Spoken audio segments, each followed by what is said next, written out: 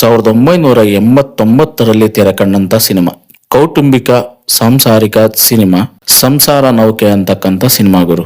ಈ ಸಿನಿಮಾದ ರಿವ್ಯೂನ ನಾನು ನಿಮ್ಗೆ ಕೊಡ್ತಾ ಇದ್ದೀನಿ. ರಿವ್ಯೂ ಅನ್ನೋದಕ್ಕಿಂತ ಈ ಸಿನಿಮಾದ ಸ್ಟೋರಿನ ನಾನು ನಿಮ್ಗೆ ಅಂತ ತಂದಿದ್ದೀನಿ ಗುರು. ಇವತ್ತು ಯಾರೆಲ್ಲ ಈ ಸ್ಟೋರಿನ ನೋಡ್ತಾ ಇದ್ರೋ ನನ್ನ ಚಾನಲ್ನ ಸಬ್ಸ್ಕ್ರೈಬ್ ಮಾಡ್ಕೊಳ್ಳಿ, ಹಾಗೆ ಬೆಲ್ ಬಟನ್ ಕ್ಲಿಕ್ ಮಾಡಿ, ಲೈಕ್ ಶೇರ್ ಕಮೆಂಟ್ ಕೊಟ್ಬಿಡಿ ಅಂತ ಕೇಳ್ತಾ, ಸಂಸಾರ ನೌಕೆ ಸಿನಿಮಾ ನೋಡುಗರಿಗೆ ಒಂದು ಉತ್ತಮ ಸಂದೇಶ ನೀಡ್ತೈತೆ ಅಂತ ಹೇಳ್ಬೋದು.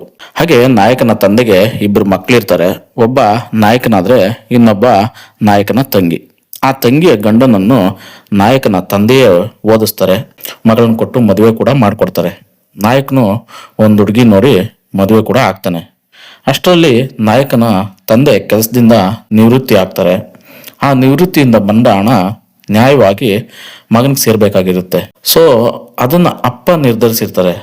ಆದ್ರೆ ಅವರ ಮಗಳು ಮತ್ತೆ ಅಳಿಯ ಸ್ವಂತ ಮನೆ ಮಾಡ್ಕೊಬೇಕು, ನಾವು ತುಂಬಾ ಕಷ್ಟ ಇದೆ, ಹಾಗಾಗಿ ನಮ್ಗೆ ಹಣ ಸಹಾಯ ಬೇಕು ಅಂತಂದ್ಬಿಟ್ಟು ಆ ನಿವೃತ್ತಿಯಿಂದ ಬಂದಂತ ಹಣನ ಅವ್ರ ಕಾರಣಗಳೆಲ್ಲ ಹೇಳಿ ಆ ಹಣನ ಪಡ್ಕೊಂಡು ಹೋಗ್ತಾರೆ. ಯಾವುದೋ ಕೆಲಸಕ್ಕೆ ಎಂದು ಹೊರಟ ನಾಯಕ ಆಕ್ಸಿಡೆಂಟ್ ನಲ್ಲಿ ಸತ್ತೋಗ್ತಾನೆ. ಆಗ ನಾಯಕಿ ಗರ್ಭಿಣಿ ಆಗಿರ್ತಾರೆ. ಇದ್ದ ಪುಟ್ಟ ಮನೆಯಲ್ಲಿ ಆ ವಯಸ್ಸಾದ ತಂದೆ ತಾಯಿ ಮತ್ತು ಗರ್ಭಿಣಿ ನಾಯಕಿ ಇರ್ತಾರೆ. ಆ ಮನೆಯ ಮೇಲೆಯೂ ಆ ಮನೆ ಮಗಳ ಕೆಟ್ಟ ದೃಷ್ಟಿ ಬೀಳ್ತೈತೆ. ಸೊ ಆ ಮನೆನ ಮಾರಾಟ ಮಾಡ್ಬಿಡ್ತಾರೆ. ತಂದೆ ತಾಯಿ ಮತ್ತು ಸೊಸೆ ಮಗಳ ಮನೆಗೆ ಅಂತ ಹೋಗ್ತಾರೆ. ಅಲ್ಲಿ ಮಗಳು ಎತ್ತವರನ್ನು, ಅತ್ತಿಗೆಯನ್ನು ಮನೆ ಕೆಲಸಗಾರರಿಗಿಂತ ಕೀಳಾಗಿ ನೋಡ್ಕೊಂತಾಳೆ.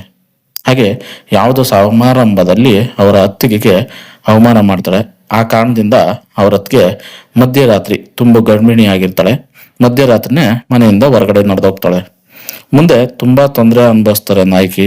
ಒಬ್ಬರ ನೆರವಿನಿಂದ ಹಂತ ಹಂತವಾಗಿ ಬೆಳೀತಾ ಬರ್ತಾಳೆ.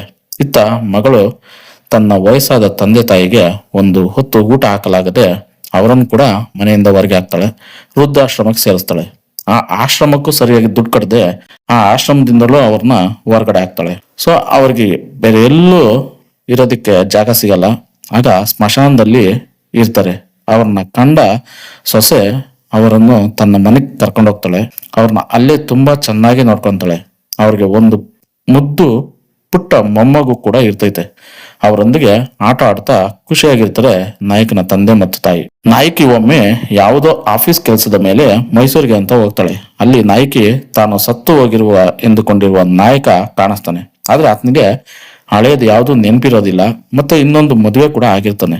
ಅಲ್ಲಿಂದ ಬಂದ ನಾಯಕಿ ಅವರ ಅತ್ತೆ ಮಾವನಿಗೆ ಅವರ ಮಗ ಬದುಕಿರೋ ವಿಷಯ ತಿಳಿಸ್ತಾಳೆ. ಅಲ್ಲಿಗೆ ಹೋದ ವಯಸ್ಸಾದ ತಂದೆ ತಾಯಿಯರು ನಾಯಕನ ನೋಡಿ ಎಳೆದಾಡುವಾಗ ನಾಯಕನಿಗೆ ಮತ್ತೊಮ್ಮೆ ತಲೆಗೆ ಪೇಟು ಬೀಳ್ತೈತೆ. ಡಾಕ್ಟರ್ ಆಪರೇಷನ್ ಮಾಡಿ ನಾಯಕನಿಗೆ ಪ್ರಜ್ಞೆ ಬರಲು ನಾಯಕನಿಗೆ ಹಳೆ ನೆನಪು ಬಂದಿರೋದೇ ಇಲ್ಲ.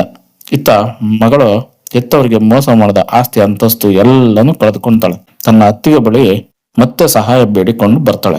ಇದನ್ನ ಕಂಡ ಅವರ ಅಪ್ಪ ಅಮ್ಮ ಅವಳಿಗೆ ಬೈದು ಒದ್ದು ಓಡಿಸ್ತಾರೆ. ಈ ಸಿನಿಮಾ ತುಂಬಾ ಚೆನ್ನಾಗಾಯ್ತು ಗುರು. ಆದ್ರೆ ಕ್ಲೈಮ್ಯಾಕ್ಸ್ ನಲ್ಲಿ ನಾಯಕ ನಾಯಕಿಯೊಂದಿಗೆ ಇರೋಂತ ಇದ್ದಿದ್ರೆ ಇನ್ನ ತುಂಬಾನೇ ಸಖತ್ತಾಗಿರೋದು ಅಂತ ಹೇಳ್ಬೋದು. ಹಾಗೆ ಸಿನಿಮಾ ಮುಕ್ತಾಯವಾಗಿದ್ದರೆ ಇನ್ನೂ ಸಖತ್ತಾಗಿರ್ತಾ ಇತ್ತು ಅಂತ ಹೇಳ್ಬೋದು ಎಂದು ನನ್ನ ಅನಿಸಿಕೆ. ನೀವು ಈ ಸಿನಿಮಾ ನೋಡಿದ್ರೆ ಹೇಗಿದೆ ಅಂತ ಹೇಳಿ, ಹಾಗೆ ನೋಡಿಲ್ಲ ಅನ್ನೋರು ನೋಡಿ ಹೇಗಿದೆ ಅಂತ ತಿಳಿಸಿ. ಹಾಗೆ ಈ ಸಿನಿಮಾದಲ್ಲಿ ಅಂಬರೀಷ್ ಮತ್ತೆ ಅಂಬಿಕಾ ಬಾಲಕೃಷ್ಣ ಇನ್ನು ಸಾಕಷ್ಟು ಕಲಾವಿದರು ನಟಿಸಿದ್ರೆ. ಸೊ ಸಿನಿಮಾ ಮಾತ್ರ ತುಂಬಾ ಅದ್ಭುತವಾದ ಸಿನಿಮಾ. 1989ರಲ್ಲಿ ತೆರೆ ಕಂಡಂತ ಸಿನಿಮಾ ಸಂಸಾರ ನೌಕೆ. ಆಗಿನ ಕಾಲಕ್ಕೆ ಇದು ತುಂಬಾನೇ ಹಿಟ್ ಆಗಿತ್ತು. ಭಯಂಕರ ಓಪನಿಂಗ್ ನ ಪಡೆದುಕೊಂಡಿತ್ತು. ಒಳ್ಳೆ ದುಡ್ಡು ಮಾಡ್ತು. ಕುಟುಂಬ ಸಮೇತ ಜನ ಹೋಗಿ ಸಿನಿಮಾನ ನೋಡಿ ಯಶಸ್ಸು ಪಡ್ಕೊಂತು. ಹಾಗೆ ನನ್ನ ಈ ವಿಡಿಯೋ ನಿಮ್ಗೆ ಇಷ್ಟ ಆಗಿದ್ರೆ ಒಂದೇ ಒಂದು ಲೈಕ್ ಮಾಡಿ, ಶೇರ್ ಮಾಡಿ, ಕಮೆಂಟ್ ಮಾಡಿ. ಸಿಗೋಣ ಮುಂದಿನ ವಿಡಿಯೋದಲ್ಲಿ. ಧನ್ಯವಾದಗಳು. ಶುಭ ದಿನ.